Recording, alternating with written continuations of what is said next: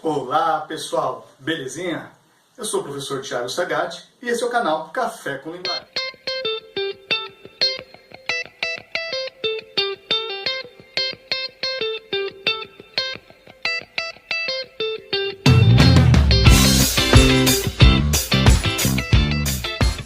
Hoje você vai ter uma aula sobre as funções sintáticas do pronome relativo que.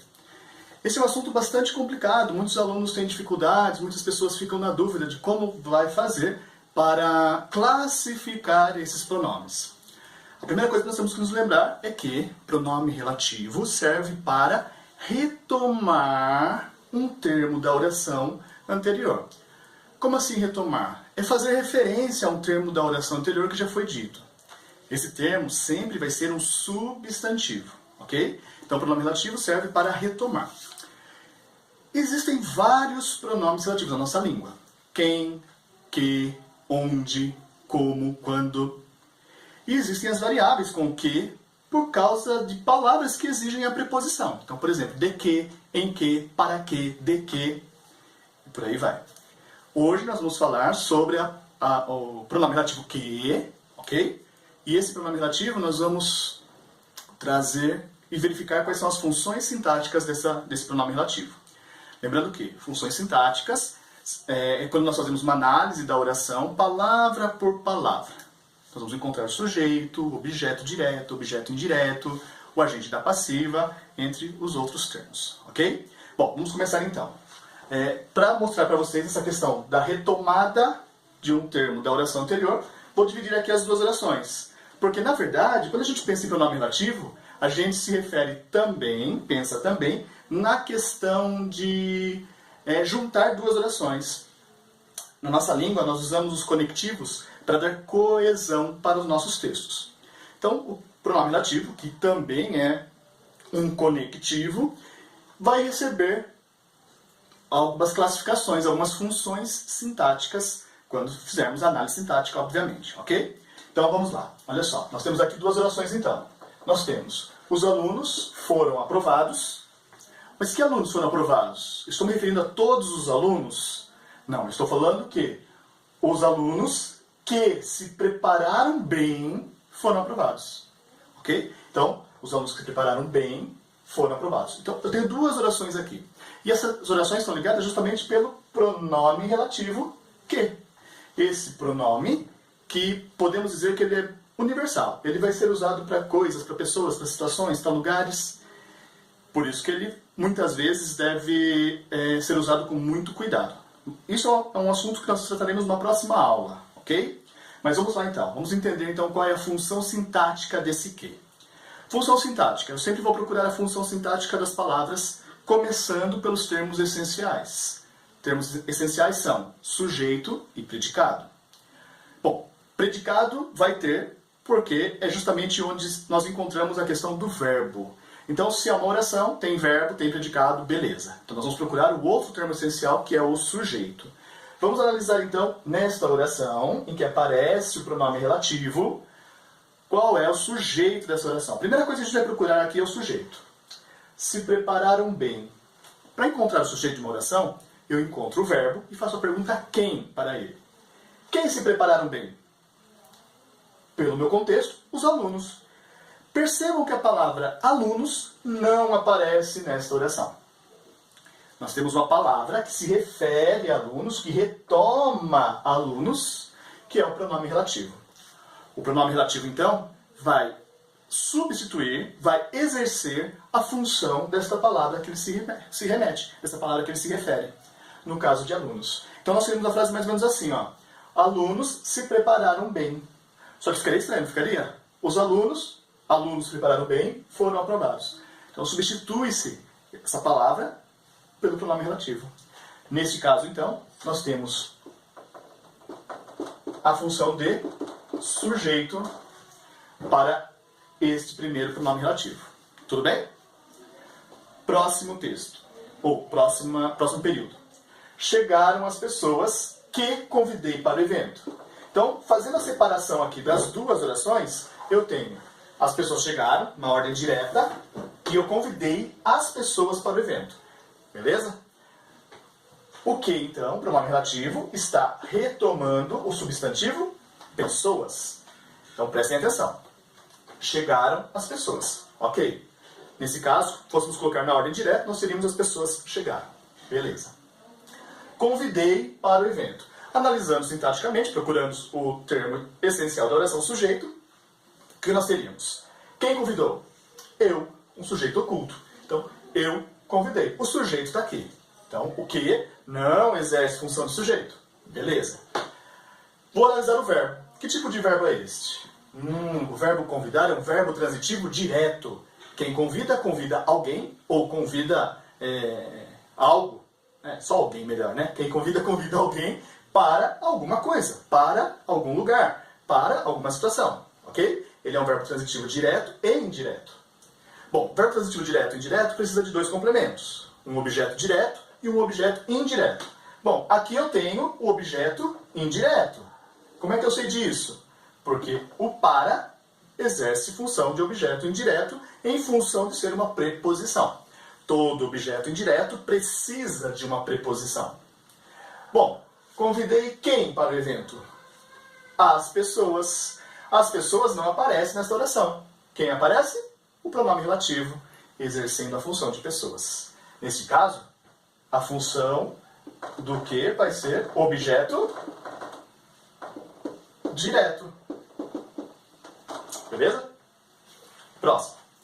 Aquelas são as referências bibliográficas de que você precisa. Então, olha só. O que se referindo a referências bibliográficas. Ok? Vamos analisar então a oração, começando pelo termo essencial. Quem precisa? Você. O sujeito está aqui. Você precisa. O verbo precisar é um verbo transitivo indireto. Quem precisa, precisa de alguma coisa. Ok? Você precisa de quê? De referências bibliográficas. Você precisa das referências bibliográficas. O que exerce a função, né, que referências bibliográficas exerceria se estivesse aqui na frase. Se fôssemos separar, ficaríamos assim, ó. Aquelas são as referências bibliográficas. Você precisa das referências bibliográficas. Então, juntando as duas orações, nós temos esse período aqui, ó, ligado por um conectivo, pronome relativo, que exerce a função dessa palavra, então. Nesse caso, como precisar é um verbo transitivo indireto, o que vai receber a função de objeto indireto. Lembrem-se de que sempre que eu tiver um objeto indireto, ele deve obrigatoriamente estar acompanhado de preposição. A próxima frase nos diz o seguinte: admiro a pessoa que você se tornou. Bom, separando as duas orações, nós temos admiro a pessoa, você se tornou a pessoa. Percebam que esse verbo, ele nos exprime uma ideia de estado, de mudança de estado. Isso significa que ele é um verbo de ligação. O verbo de ligação, a função dele é justamente ligar o sujeito ao seu predicativo. O que vem a ser um predicativo? Uma característica do sujeito. Então, olha só. Você se tornou a pessoa. Você se tornou a ideia de pessoa aqui que seja algo positivo. Então, a pessoa está dando característica para você. Como o predicativo não aparece ao lado do verbo de ligação, quem exerce essa função é o pronome relativo que. Portanto, nós podemos classificar nessa frase o que como um predicativo do sujeito. Ok? Bom, galera, dando continuidade, então, nós veremos agora outras funções do pronome relativo. Ok? Olha só. Baratas são os animais de que Genoveva sente nojo. Vamos analisar, então, a oração em que aparece o pronome relativo. Ok? Quem sente nojo? Genoveva. Então, o sujeito está aqui, ó. Primeiro termo essencial da oração, sujeito. Perfeito. Bom, o verbo sentir. Quem sente, sente algo. Nesse caso, ele é um verbo transitivo direto. Quem sente, sente algo. Sente o quê? Nesta oração, nojo. Então, nojo está complementando o verbo sentir. Ok? Nojo é objeto direto. Mas percebam que essa oração não tem sentido completo. Genoveva sente nojo. Nojo de quê? Nojo de baratas. Nojo de animais. Legal. Agora, como é que eu vou transformar isso daqui? Como é que eu vou classificar, então, esse pronome relativo que? Genoveva sente nojo. Quem sente nojo de alguma coisa. Percebam que nojo é um substantivo abstrato. E ele precisa de um complemento. Nessa situação, por ser um substantivo abstrato, por ser um nome, ele vai precisar de um complemento nominal. E é justamente essa a função do pronome relativo aqui, complemento nominal. Uma coisa importante para perceber é que todo complemento nominal precisa de uma preposição. E olha só, nós temos aqui o de, ok? Outra informação importante para se guardar com relação a essa questão dos pronomes relativos. Toda vez que eu tiver um termo que precise de uma preposição, no caso nojo aqui, que é um substantivo abstrato, no caso de um verbo transitivo indireto, eu vou usar a preposição desse termo que precisa aqui, ó, antes do pronome relativo, ok? No dia a dia a gente acaba esquecendo às vezes de usar esse pronome relativo. Não tem problema algum, ok? Então, escrever no Facebook, na hora de falar, sem problema algum. O problema vai ser na hora de resolver uma questão, na hora de produzir um texto. Porque, em algumas situações, o que acaba acontecendo? As bancas gostam de usar isso em forma de pegadinha. E aí o aluno acaba errando justamente porque está acostumado com a linguagem. Então é importante fazer análise para poder acertar esse tipo de questão, ok? Bom, próximo.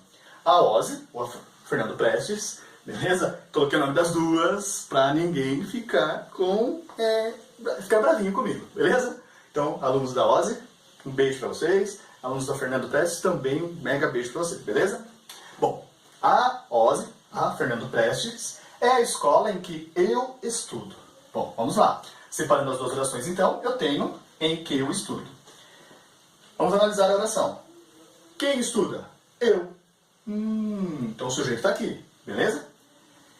Estudo. Que tipo de verbo é esse? Vamos pensar. Eu estudo. Eu preciso de um complemento para esse verbo? Não, não preciso.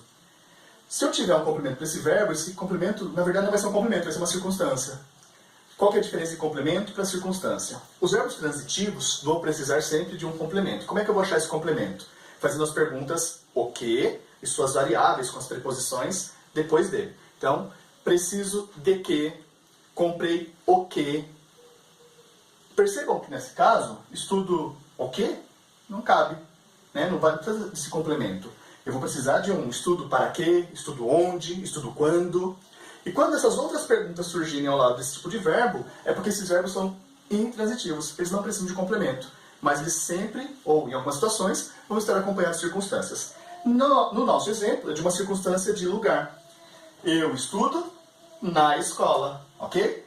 Eu estudo na escola. Essas circunstâncias nós chamamos de adjuntos adverbiais, ok? No nosso caso aqui, nós temos um adjunto adverbial de lugar, ok? De lugar, porque escola é um lugar. Tanto é que nós poderíamos substituir em que por onde, e daria certinho. Já fica a dica aí. Onde e em que são equivalentes. Mas nem sempre, nas situações em que cabe o em que, vou poder usar o onde. Fica para uma próxima aula, tá? Vou deixar a dica aqui, não vou dar spoilers, mas para você poder acompanhar e poder... Bom, nosso último exemplo, então. Era venenoso o escorpião porque o Roberval foi picado. Tiago, o que aconteceu? Porque esse porquê cabe aí? Não consigo compreender. Bom, porque separado sem acento significa pelo qual, pela qual, pelos quais ou pelas quais. Tá. E aí? Bom, olha só. Para saber se o pronome relativo realmente é pronome relativo, ou melhor, para saber se a palavra que é realmente um pronome relativo, você vai poder substituí-la por o qual, os quais, a qual ou as quais. Ok? Nesse caso, olha só. Por mais o significa pelo. Então, pelo qual. Deu certinho aqui. Beleza? As bancas gostam de brincar um pouquinho com isso, né, com relação a essa dúvida, porque muita gente acaba confundindo, acaba não, às vezes, concordando com isso. Ok? Mas vamos lá, vamos analisar nossa oração. Roberval foi picado. Quem foi picado? Roberval. Eu consigo perceber nessa oração que o sujeito está na voz passiva. O que significa isso?